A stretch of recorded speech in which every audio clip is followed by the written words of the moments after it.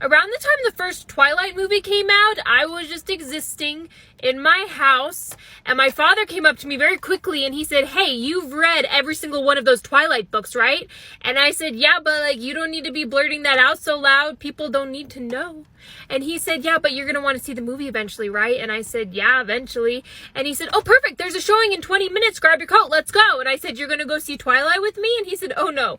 I'm going to drop you off to see Twilight, and you can see it by yourself." And I was like, "Oh, no, thank you. I don't want to see it that bad." And he was like, "No, I want you to see it. It'll be fun. Come on, I'll buy your ticket. Let's go. Let's go. Grab your coat." And he was really excited about it. And so I was like, "Okay, I guess."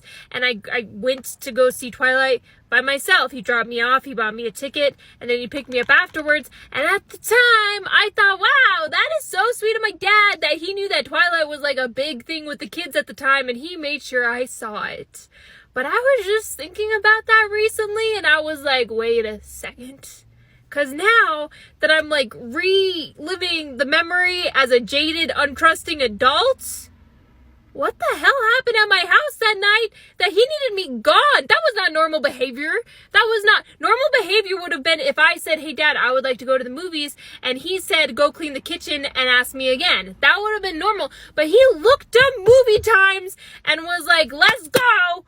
In high school, one of my friends told me that my brother's girlfriend had cheated on him, and then my friend said, "But whatever you do, you can't tell your brother, because Becky feels really bad about what she did, and it's her truth to tell, okay? So she'll tell him as soon as she's ready to." And I was like, "Don't worry, I won't tell him anything." And then I told him, because I wasn't about to let him walk around looking stupid when everybody else already knew that she had cheated on him, especially because he was headed to a party that night, and I just wanted him to know what he was walking into. So I was driving him to his party, and I was like, so how are you and Becky doing?" And he was like, "Oh, we're doing so good. Becky and I are better than we've ever been." And I said, "That's great, man," because I heard this crazy rumor that I heard that she like cheated on you or something. And he said, "Oh, with Anthony Leibovitz? Yeah, I know about that. It was last summer, and we just got into this huge fight, so we were kind of technically sort of on a break, and I'm okay with it now." And I said, "Oh, that is new information for me, because what I was told was that she cheated on you with Jason Murray, and then I heard it was last week." And he got dead quiet. He didn't say anything for like 5 minutes. So finally I said, "Would you rather we just skip the bonfire and I could take you to get ice cream instead?" And he was like, "No, Kate, I don't want ice cream. Okay, I'm not a child. I'm 16 years old." And I was like, "Sorry." And we kept driving, and I dropped him off at the beach, and then I went home, and 2 of my friends were at my house, and I was like, "Man, it is about to go down. I just told brother that Becky's cheating on him, and he is pissed." She came running up to our car, and she was like, "Hi," and he was like, "No." And I really wish I'd stayed to see the whole thing. And my friend said, "Wow, wouldn't it be so cool to like be a fly on the wall for that breakup? It's gonna get crazy." And then I don't know how my friends and I came to this decision, but we decided to drive back down to the beach and hide in the bushes and spy on him while he broke up with his girlfriend.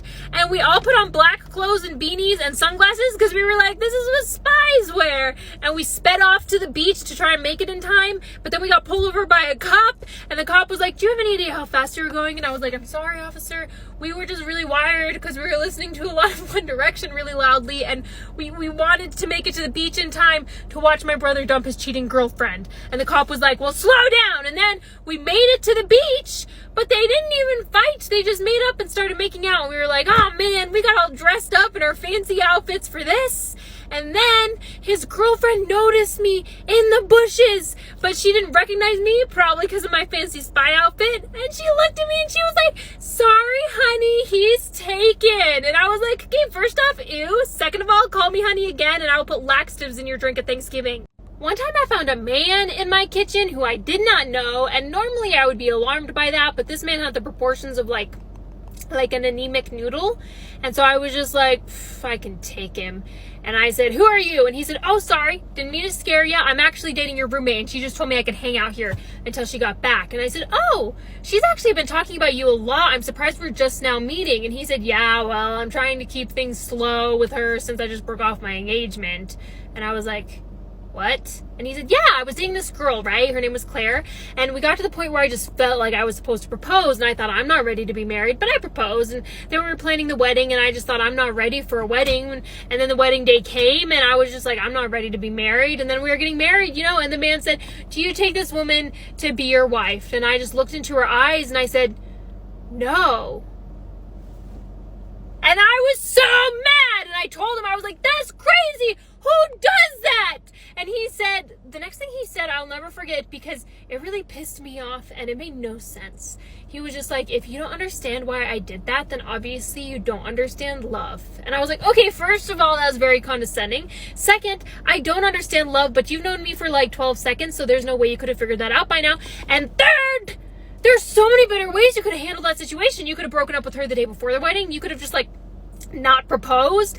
And he said, yeah, but what would you do if it was your wedding day and you were looking into your partner's eyes and you realized you didn't want to marry them? And I said, well, I would go through with it for starters, and then afterwards I would just say, hey, I'm not feeling this anymore. What if we get a quickie annulment and then not tell anybody for 6 to 8 months? That way we can keep all the presents and divvy them up amongst ourselves. And then I said, I really hope she kept the engagement ring and bought herself an amazing breakup present after that. And he said, no, she wanted me to have the ring back because she knew how expensive it was. And I was like, I wouldn't have given the ring back. I would have kept it. If you said no to me at the altar, I would have just beat your ass. I would have just attacked you in my wedding dress. I would have taken off my stilettos and used them as a murder weapon. And then when I was in court later, obviously because there were witnesses to your murder, I would have said, but Your Honor, he dumped me on my wedding day in front of all of our family and friends. And the judge would be like, not guilty. And he said, can you please not make jokes, because what I just shared with you was super personal, and the only reason I told you was because I felt like you really needed to hear it. And I was like, I just met you. I just came down here to get a hamburger. And your opener is that you're a runaway groom? Then when my roommate came home, I said, don't you think it's like a teensy-weensy red flag that he initiated a wedding he didn't want and then fled from it recently? And she said, no, Kate, I trust him. And I was like, so did Claire! Now she's in therapy. On behalf of single people everywhere, please stop setting us up. Unless your single friend comes to you and says, hey, do you know of anybody that you could maybe set me up on a date with? Just stop. We're so tired of you guys pimping us out to each other, and the people you set us up with are crazy. One time, I got set up on a date with a guy who didn't even like music. We were just driving and listening to AM radio, and I said, would you maybe like to listen to some music? And he said, no, thank you. I don't like music. And I thought he was joking.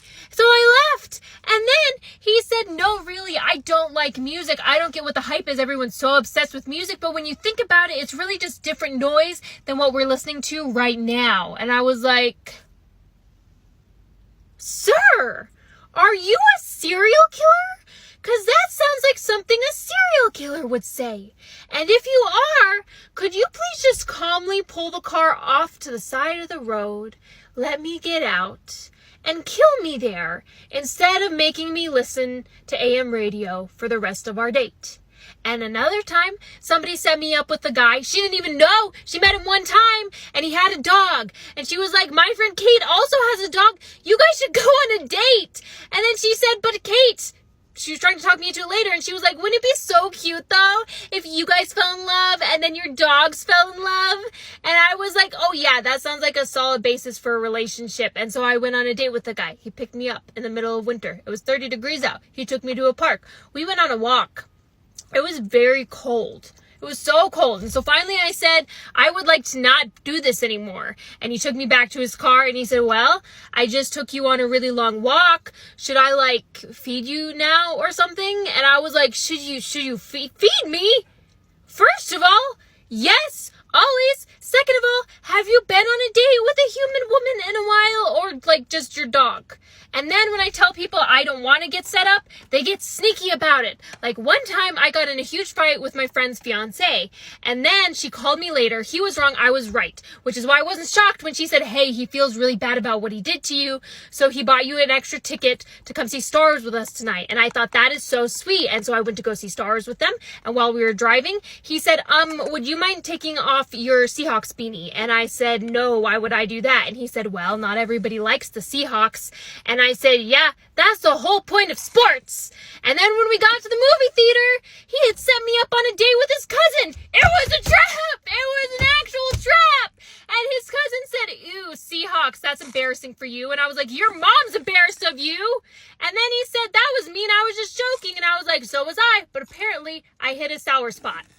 I think I just accidentally, on purpose, catfished one of my friends of almost 8 years because I texted him and I said, hey, I'm working on this big project right now and it just happens to be the same thing that you do for work and I just had a couple questions for you. And he texted me back and he said, oh, hey, Max, that's super cool to hear. And my name is not Max. And I was like, ooh, he took a shot and he missed. He could have just said, new phone, who dis? He could have said, sorry, I don't recognize your number. He could have said anything else, but he wrote out a name? And also, how do you not have my number, dude? We've known each other 8 years, for starters. Second, was there some kind of a falling out that we had that you didn't tell me about? Because that would have been nice to know. And so anyway, I was like, fine, if he wants me to be Max, I can be Max. And it wasn't that I pretended to be Max. I just didn't correct him. And we kept talking. And then I started to feel bad because he was actually being super helpful. And I thought maybe I should set up a lunch to like chat with him a little bit more about this. And then when he arrives, he'll be like, where's Max? And I'll be like, surprise, bitch! But then he suggested to me that we should do a collab of some kind together. He's like, yeah, we can collaborate on a strategy together. He said we should collaborate on a strategy together if you want. It could be cool. Like, it's one of my favorite things to do. And I was like, ooh, now I should really tell him that I'm not Max. But first, I went to his Instagram and I went to the list of people that he follows and I found Max, and Max is a lady. Max is a hot lady. And she has abs. Not just like the little starter pack of abs, but she has like 6 whole abs. And I zoomed in to make sure they weren't photoshopped, and they weren't. And now I don't know how to text him and be like, hey man, this isn't Max with the rock hard abs. This is Kate with the squishy everything. When I was in high school, a teacher was like, Kate Smith, I need to see you after class. And I said, am I in trouble? And he was like, only a little bit. And then I went to his desk after class. Everybody else had left. And he pushed a document across the desk. And he said, this document that I sent home for your mother to sign very clearly has her forged signature on it by you. And I was like, and then he said, I could lose my job if I don't send you a fresh form to have your mother actually sign this time. And I said, okay. So I went home and I got my mother's signature and then I brought it back in. And then he had saved the old document and he put the documents next to each other. And he said, now for the future, this is how I caught you. And this is what you should do next time to not get caught. And then he taught me how to forge my own mother's signature and suggested that I practice.